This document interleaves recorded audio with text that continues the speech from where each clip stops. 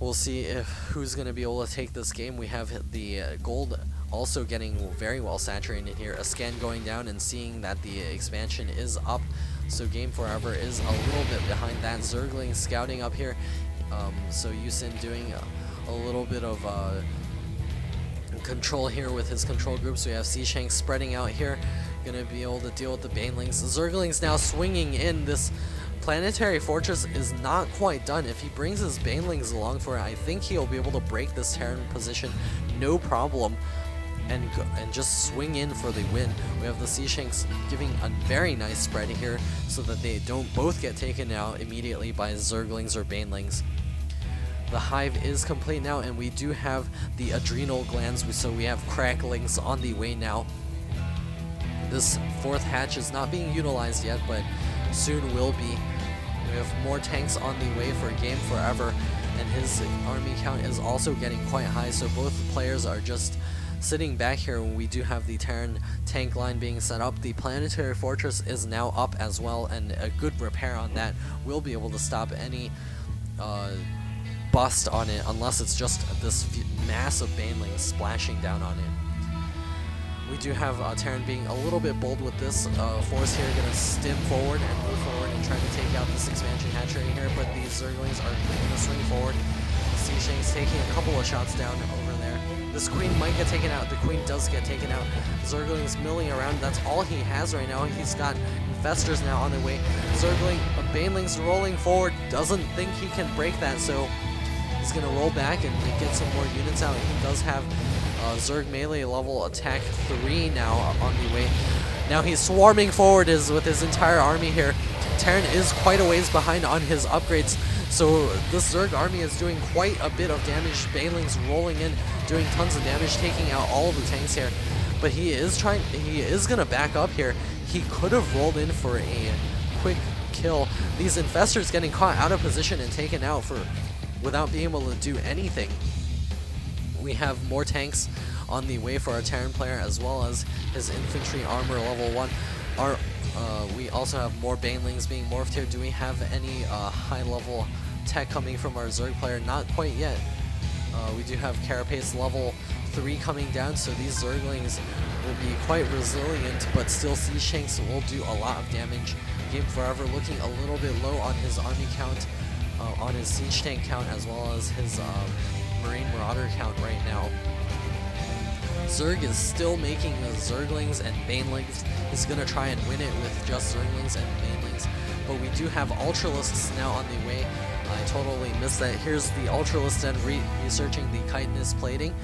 So Ultralisk will be out on the field very soon, and that should be able to bust into this Terran position if he gets a good surround. Yusin is going to wait for those 4 Ultralisks to come out before moving in for the attack. He is building up quite the trust fund here. Our Terran player is also building up quite the trust fund, but he is 1 base behind. He's moving forward here, and these Zerglings and Banelings are crunching in for the attack, but these Seashanks here are in a pretty good position. Banelings rolling in and going to be able to do a lot of splash on these Marines and Marauders. Terran's army just getting decimated here. Zerg also trading his army for the Terran army. Zerg is now officially ahead in the army count, so with Ultralisks out now and the upgrade advantage with these 5 Carapace here on the Ultralisks, these Ultralisks will be quite strong against these tanks. Going to be able to charge in and do tons of damage. Tons of Infestors coming out. Going to be able to use the fungal growth ability to stop any Terran mobility. SCVs moving out for the repair on the tanks to prevent any further damage or losing any tanks there. So we'll see who's able to macro in with this game. We got more and more Ultralisks being produced by our Zerg player because he can support it. No Broodlords yet on the way. He doesn't even have a Spire, I think. He could get some Broodlords out. Those are really good for busting tank positions. We do have a drop here, killing off this hatchery. I totally missed that when these Marines are being chased around by the Zerglings. His entire army moving up there to try to defend that hatchery. More vomiting action here. This game is getting really long, and at 20 some minutes we do have now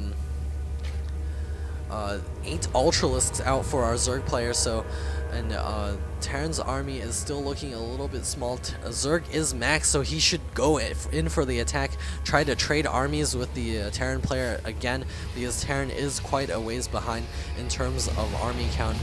Terran is stimming and moving forward and is going to try to take out this expansion again. Zerg moving forward for the push now.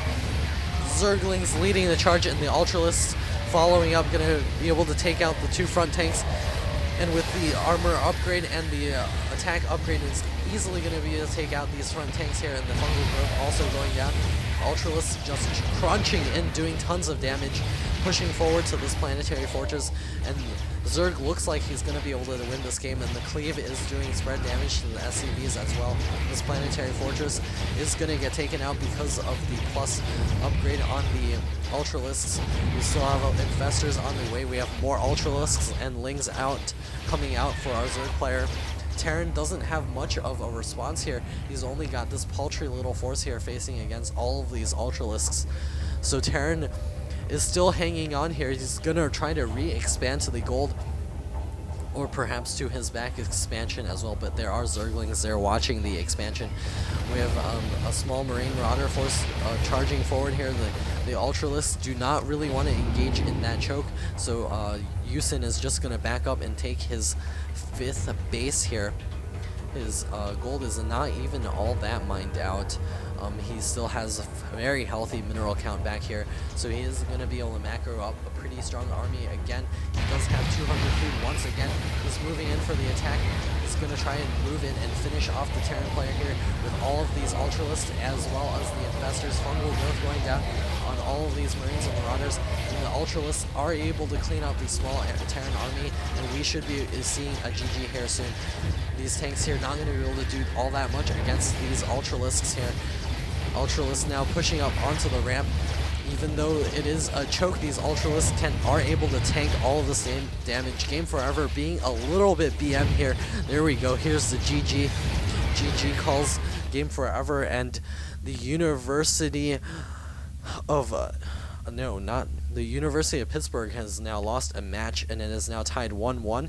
Yusin taking 1 game for RIT for the Rochester Institute of Technology. So I'll have game 3 coming up for you real soon. AEgis signing off.